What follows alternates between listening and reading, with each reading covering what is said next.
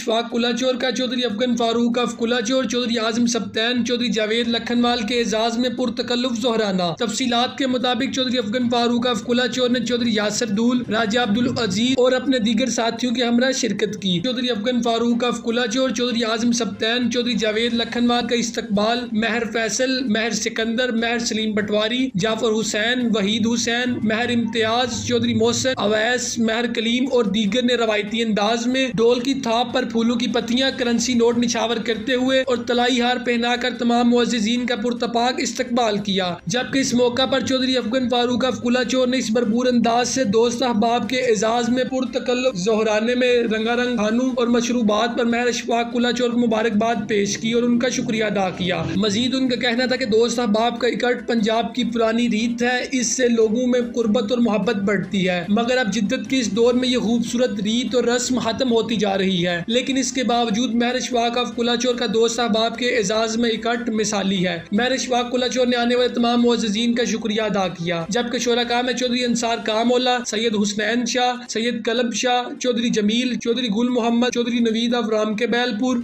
और दीगर ने शिरकत की।